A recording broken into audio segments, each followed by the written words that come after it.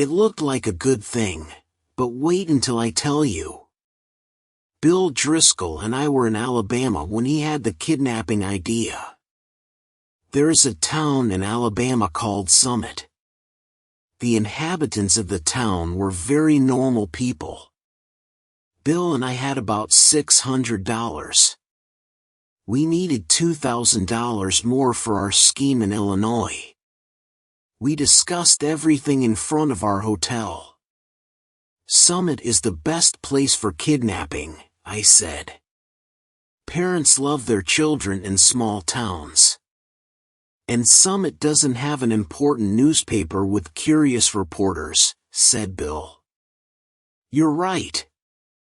Summit probably has only one lazy sheriff. It looks like the perfect place for kidnapping, I said. We chose our victim carefully. He was the only child of an important man named Ebenezer Dorset. Mr. Dorset was respectable and stingy. The kid was a boy of 10 with red hair.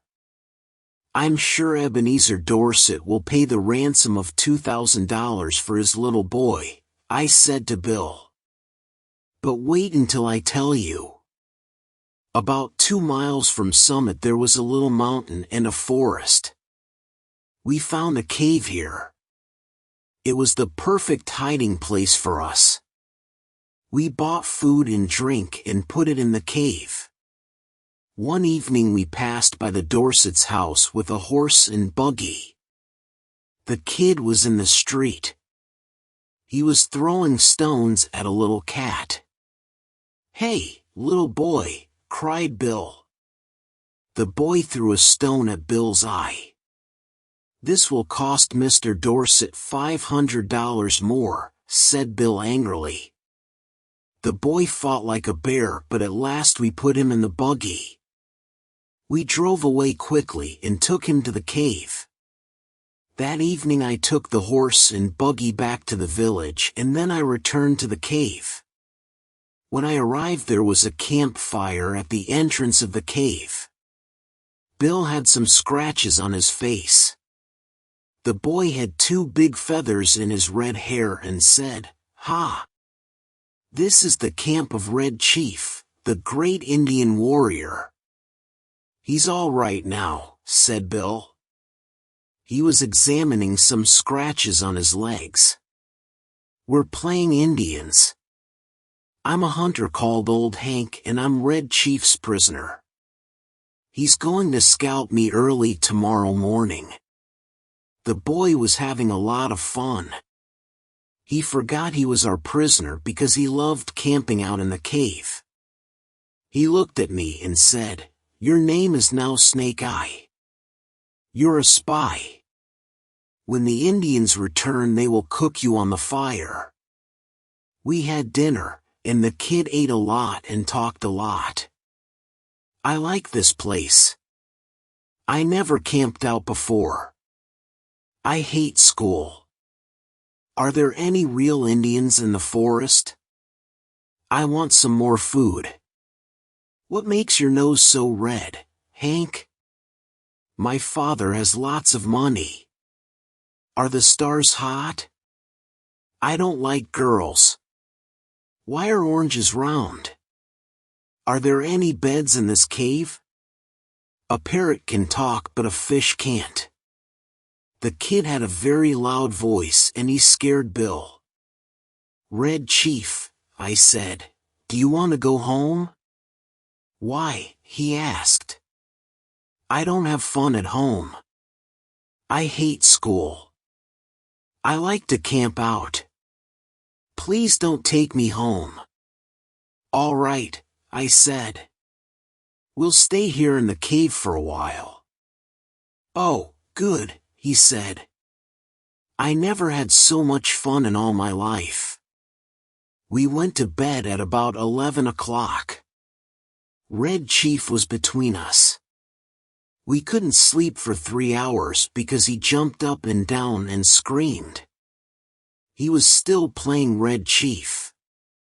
At last I fell asleep, but I had bad dreams. I woke up because Bill was screaming like a frightened woman. It was terrible to hear a big, strong, fat man scream in that way. I jumped up and what did I see? Red Chief was sitting on Bill. He was pulling Bill's hair with one hand. In the other hand he had a knife. He was trying to take Bill's scalp. I took the knife from the kid, but Bill was still terrified. He tried to sleep, but he couldn't. I slept a little, but then I remembered something. Red Chief wanted to cook me on the fire that morning. Sam, do you think the kid's father will pay money for the little devil? Sure, I said. Parents love noisy little devils. Now you cook breakfast and I'll come back in a few minutes. I walked to the top of the little mountain and looked down. The town of Summit was quiet. No one was looking for the kid or the kidnappers. I expected to see the men of the village running about with pitchforks. But everything was silent. I only saw one man working quietly in the country with his horse. The parents don't know about the kidnapping yet, I thought. When I returned to the cave, Bill was furious and his face was red. The boy wanted to throw a big rock at Bill. He put a hot potato down my back, said Bill. And I hit him. Be careful, said the kid to Bill. No one ever hit Red Chief before. After breakfast the kid took a slingshot out of his pocket and went outside the cave. Do you think he'll run away, Sam? Asked Bill. No, he won't. Today we have to send a message to his father. We must ask him for the ransom money. Just then we heard a loud cry. Red Chief was playing with the slingshot. Suddenly a rock hit Bill behind his left ear. He fell in the fire across a pot of hot water. I pulled him up and poured cold water on his head for half an hour.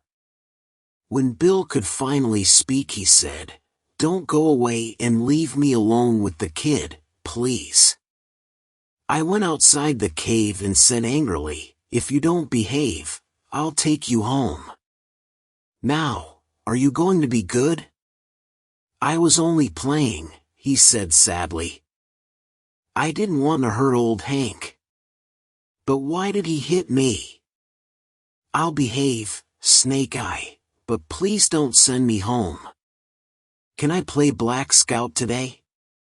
I don't know the game, I said. You and Bill can decide. I'm going away for a while. Now come in and apologize to Bill. We went into the cave and the kid apologized. Then I spoke to Bill. Today I'm going to Poplar Cove to send a letter to Mr. Dorset. I'm asking for the ransom money. You know, Sam, in the past we did many dangerous things together. I was with you during earthquakes, fires, floods, cyclones, train robberies and police raids. And I was never afraid of anyone or anything. But now I'm afraid of this kid. So come back soon.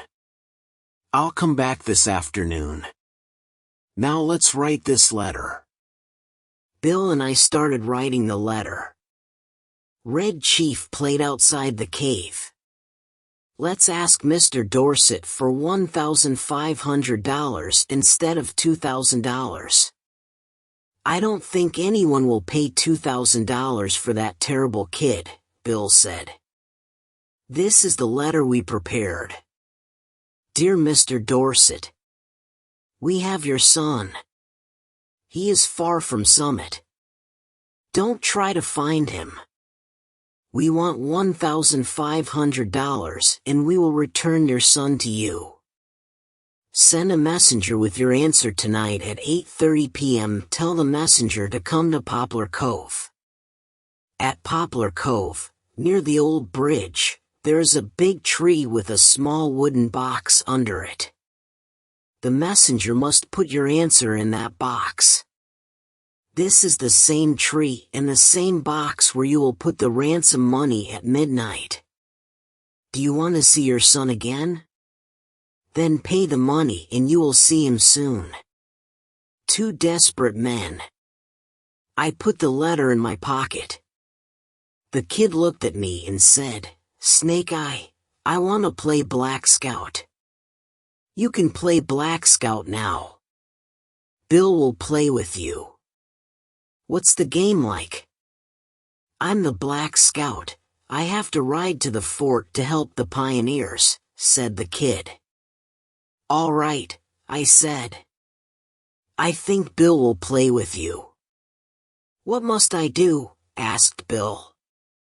"You're the horse," said the Black Scout. "Get down on your hands and knees. I must ride to the fort." Bill got down on his hands and knees. He was scared. "How far is it to the fort?" he asked. 90 miles, said the Black Scout.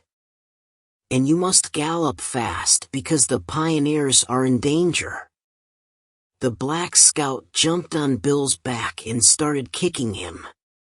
"Please, Sam, come back soon," Bill said. "Listen, kid, don't kick me or I'll." I went to Poplar Cove and talked to some people at the post office. One man said, "Old Mr. Ebenezer Dorset of Summit is upset because he can't find his son. The boy's probably lost or kidnapped." That was all I wanted to know. I mailed my letter and asked, "When is the mailman taking the mail to Summit?" "In an hour," said a man at the post office. When I returned to the cave there was no one. I looked around but I couldn't find the kid or Bill. So I sat down and waited. After half an hour I heard a noise behind me. I saw Bill. The kid was behind him. He was walking silently like a scout and he had a big smile on his face. Bill stopped and took off his hat. He was very tired. "Sam," said Bill, "I'm not a coward, but that kid is impossible. I sent him home. He's gone. He rode on me for 90 miles. I had to eat sand for lunch. He asked me hundreds of questions and I had to answer them. Then he kicked my legs and... But now he's gone. I'm sorry to lose the ransom, Sam, but that kid was horrible. I was going crazy." "Bill," I said, "do you have heart disease?" "No." "Why?" "Turn around and look behind you." Bill turned around and saw the kid. Poor Bill, he was very surprised. He suddenly sat down on the grass and he couldn't speak. After some time I said, "This evening at 8:30 p.m. we'll have an answer from Dorset. And at midnight we'll have the money. Then we can leave this place." Bill finally smiled weakly. I had a great plan for collecting the ransom money that evening. It was a professional plan. I found a tree at Poplar Cove near the road with big fields on all sides. I went to hide in the big tree and I waited for the messenger. He arrived at 8:30 p.m. on a bicycle. He put a piece of paper in the box and returned to Summit. I waited an hour, climbed down the tree, got the letter and returned to the cave. I read the letter to Bill. To two desperate men. "Gentlemen, I received your letter today. I think the ransom you want is too big. I have an offer that you will probably accept. You bring Johnny home and pay me $250, and you will never see Johnny again, I promise." Please come tonight. Very respectfully, Ebenezer Dorset. What? I can't believe it. I cried. Bill looked at me and said, Sam, we've got $250. I don't want to spend another night with that kid. I'm going crazy. Let's accept Dorset's offer. You know, Bill, you're right. I'm really tired of the kid too. We'll take him home, pay the ransom and leave this place. We decided to take the kid home that night. Listen, kid, I said, your father bought you a new rifle and a pair of Indian moccasins. Tonight we're going home to get the rifle and the moccasins. Tomorrow we're going to hunt bears in the forest. It was midnight when we arrived at Ebenezer's house. Bill gave him the $250. When the kid saw that we wanted to leave him at home, he was furious. He started screaming loudly and took Bill's leg. His father pulled him away with great difficulty. How long can you hold him? Asked Bill. I'm not very strong, but I can probably hold him for 10 minutes, said Mr. Dorset. Good, said Bill. In 10 minutes I'll run across most of the United States and reach Canada. Bill was fat and he was not a good runner. But that night no one ran faster than Bill. Thanks for watching. Please like and subscribe for more videos.